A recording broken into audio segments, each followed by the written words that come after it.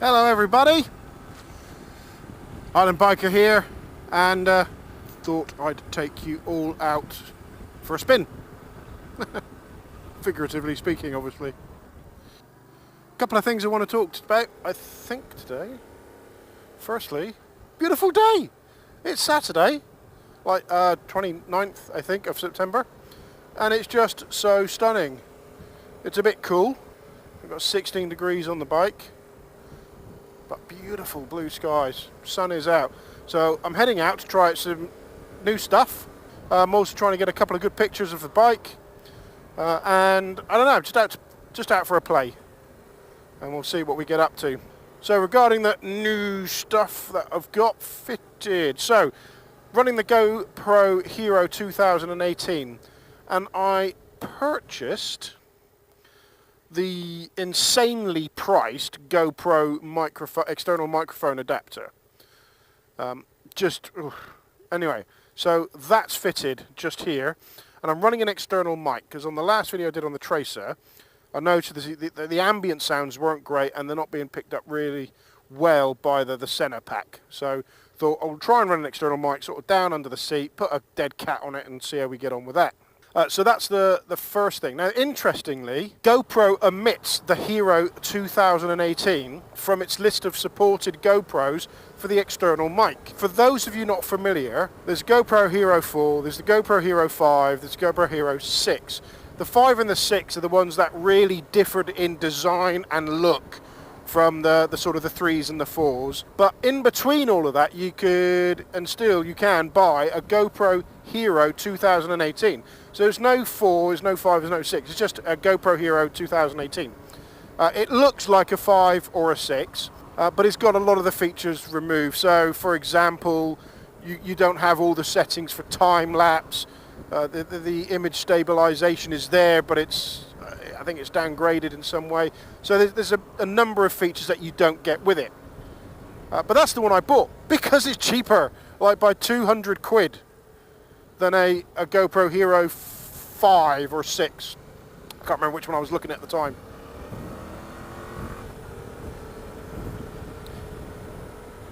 So, bought that. I've done a very quick test, a couple of tests, and it seems that this GoPro supports the mic quite happily, the external mic adapter quite happily. So because I spent a ridiculous amount of money on the external mic adapter, I've bought a cheapy little mic just to run through my bike, which will probably be destroyed after this trip. But anyway, hopefully I'll be able to overlay some slightly more refined audio from the sort of engine exhaust sounds without too much buffeting or wind, and just make the sort of the whole audio experience of my videos a little bit deeper. Can't wait for that. I bought another couple of clamps. I want to be able to react to opportunities quicker, i.e. If I've got 10 minutes, I don't want to spend 20 minutes clamping up the bike with cameras. Just want to be able to clip on and go. So I've got some clamps for this one, I've got some clamps for the FJR, still messing around with positions, etc., but we'll see how that goes. And the other, the other thing I'm excited about, and it's mixed excitement, is I bought some Handroids, as you may have noticed. Look at that, just look at it. I look like Darth freaking Vader. They are absolutely amazing gloves. I'm not going to review them because at the minute the right one feels like it's making my hands bleed and has cut off all of the nerve endings to my fingers. But they do apparently take a lot of time to break in. So the laughing stock of my family is I've been wandering around the house making cups of coffee wearing a pair of 200 quid motorcycle gloves. But the left one, ironically, seems to be breaking in a little bit quicker. That seems nice and supple. I've got my dexterity that I would expect. I can find the switches. So yeah, that's really good. The right one, after a little while, tends to make the ends of my fingers buzz, as it were.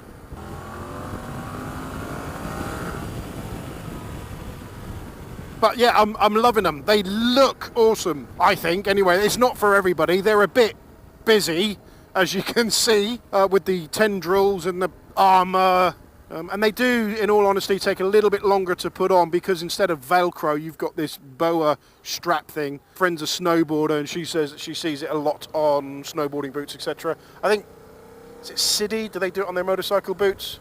It looks pretty flimsy, but a lifetime warranty on it apparently, so we'll see how we get on with that. But, yeah, very excited. A somewhat indulgent purchase, if I'm honest. What else did we do? What else did we do? Got a trip coming up next week. I'm off to Shrewsbury Oktoberfest. Wow. Okay. Off to Shrewsbury Oktoberfest. Looking forward to that. I think I said in my last video, going with a good friend of mine. He's got a Gixxer 1000. Always a good day, always a good evening. I'll be taking the FJR for that particular trip. And I'm currently working on a video for my Cheddar Gorge trip that I went with a buddy of mine. So he had a real issue at the end of that on his FJR that I hope he won't mind me going into some detail. But we got to the area, I think on the second day, coming back Warminster, and decided to stop for coffee. He did mention that his bike seemed to be running hot, the fan was coming on a lot. But we thought, you know, we'll check it out. It was a hot day. Maybe he had something in front of the radiator. Don't know. So as we're pulling into Warminster, I'm leading, and I sort of go out into the middle of the road to back into a parking space. And as I'm looking down the road at him, I see it looks like his bike is weeing itself all over the floor. I says to him, you know you're losing a lot of coolant. He says to me, it's all right. It's probably just overfill. I says back to him, that's not overfill. He looks down and starts to be quite concerned. And once we managed to park up and seen that he'd lost about all of his coolant, that's when he realised that it was a hole in the radiator.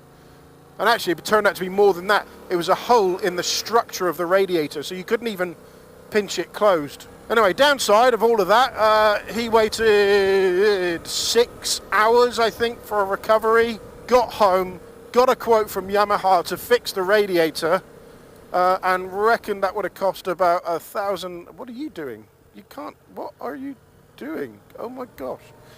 Yeah. Anyway, Yamaha reckoned about £1,000 to fix that.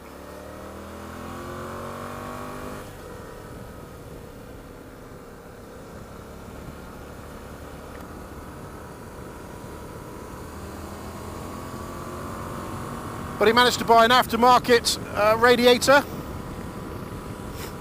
and I think he got everything done for somewhere in the region of 300 quid doing the work himself. Thank you, sir.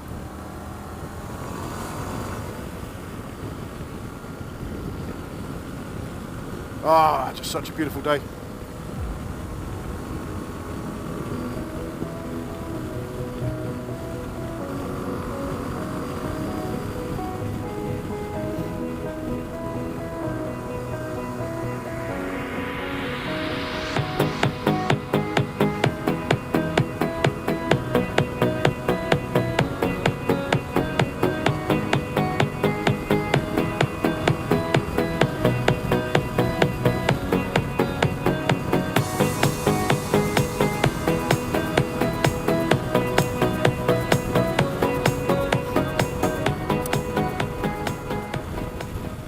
Anyway, the upshot of all of that is he now has his bike fixed. He's done a couple of rides, it's dry, it ain't leaking, it's keeping cool. He invested in a brand new radiator, brand new fan, brand new radiator cover, clips, coolant, all the prerequisite ancillaries. But unfortunately, it's now knocked his confidence in terms of, you know, going out and not breaking down. So I guess we've all been there. It's one of those things it happens to you once, then you think, oh God, what if it happens again? I'm going to get stuck. So I think he's now on the journey of building up that confidence, getting out on some trips, and just getting that trust and faith back in his bike, which should be pretty easy because it's a solid bike, and it was obvious what the issue was. It wasn't like he was chasing faults for days. It was a massive hole in the radiator, and all the stuff that was in the radiator came out of the radiator, and he caught it before he did any damage. So yeah, I think he'll be fine. I'm not indicating because I don't know which way I'm going to go yet. I think we're going to go left.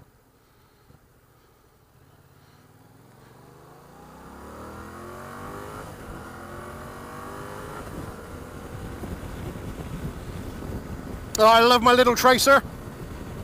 So much fun. So I can't believe it's the back end of September and we're still having days like this. Although I've seen various news reports that have intimated that we're in for a cold winter. Now, as I mentioned in previous videos, I ride all winter. I ride through it, prepare, gear up, take it steady, but I have to ride through it. Otherwise, turning up to work's a bit tricky. So this is a route to Newport, referred to as the Downs. I really like it. It's very pretty up here, but man, it can get windy in the winter. The other thing I wanted to talk about was part 2 ride review / real world review of that Shad E22 tank bag I bought. Because I keep it on my other bike, or at least I keep the harness on the other bike, and I transport it on this one in the top box, because I'm too cheap to buy another harness apparently. But yet still spend an exorbitant amount of money on new gloves. Anyway, I've not really managed to get to that review and sort of talk about how the bag's performing so far. So I think I'll take this opportunity to do that now.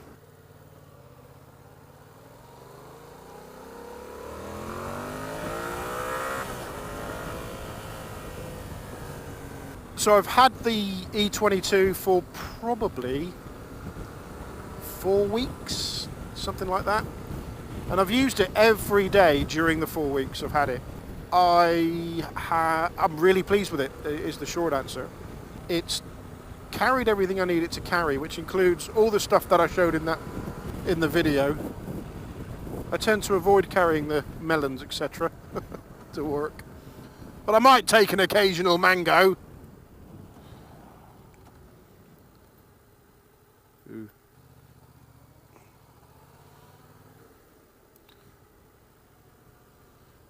But it's been absolutely fantastic. It gets my laptop in it. It gets my stationery and all that other gear in it. I can get a couple of changes of clothes in there. And I managed to pack my clear visor as well. Sometimes I work late. If I've gone the dark visor, I want to make sure I've got the clear one stashed away somewhere. In terms of fitting on the FJR, I've got a couple of pictures. I'll get some high quality ones put up on my Facebook page if you want to check it out. But it sits really nicely. It doesn't get in the way. I have used it for both commuting and I did the Cheddar Gorge trip, and on both counts it was brilliant. The Cheddar Gorge trip, I had a load of camera gear in it and GoPro mounts, etc. Carried it all quite happily. I've not yet had an opportunity, thankfully, to test its wet weather capability, as it were. The weather's been pretty fine during my commutes. It's had a bit of a splash, a bit of a drizzle, and everything stayed dry. I'm not too concerned about that, to be honest. It's got the rain cover, which is good. And for the Cheddar Gorge trip, I used the external map cover, put a map in there, and that was good as well. It's not something that's right in your eye line and distracts you. I find that it sits quite low and towards you, so sort of back towards the rear of the bike a little bit. So you've got a clear view over and down to the instrument. So it's not something that just gets in the way. And whilst going through the twisties as well, I don't really need to lean a whole lot on that big FJR. But I've not found that it's been in the way there either. So all in all, I'm pretty happy. It's very practical for a commuting bag, in that I like the compartments, I like the way it carries everything. It's got a great place for my earplugs, great place for my phones, keeps everything together. And nicely as well, when you pick it up by the handle and carry it like a bag, those pockets are pointing upwards and not downwards. So none of this stuff falls out into the main cargo hold, as it were, of the bag. The shoulder strap's pretty good. I keep now the shoulder strap fitted and just wrap around the tank bag so I can deploy it quickly. The zips are pretty solid. In all honesty, it's got these rubber bits on there which at first appeared to be a bit flimsy, but the idea is you could unzip it and zip it with gloves on. But the texture of the rubber just felt almost like paper, like thick paper. But they seem to be really strong. I've not yet broken one, which for me is a miracle, I can assure you. So all in all, good tank bag, good strapping system that you can leave on the bike permanently, and good access to refill the bike. I've not had an issue with that at all. You know, you just undo the front ones, fold it back, and there's your fuel tank. And the whole strap system sort of sits around that. And for those of you that know, I still keep the Yamaha 8 veg. brilliant. I still keep the Yamaha tank bag ring fitted on both bikes, and it sits round that quite nicely, to be honest. It doesn't really get in the way. For those of you with SW Motec bags, it's the same ring that they use. I think my only complaint with it so far are the D-rings on the strapping system at the back that sit down towards the seat. I keep that fitted on my bike all the time, and I have noticed that there appears to be a little bit of surface rust where the strap meets the actual D-ring. So if you imagine the straps get wet and then they hold the moisture in and they're permanently attached to the D-rings, it seems it's been seeping out and just putting some surface rust on that. I've not made any effort to do anything about that yet. A little bit of ACF 50 will probably go a long way just to minimise that damage. On my last video I did, the Sunset Ride one, I had a lot of questions about this.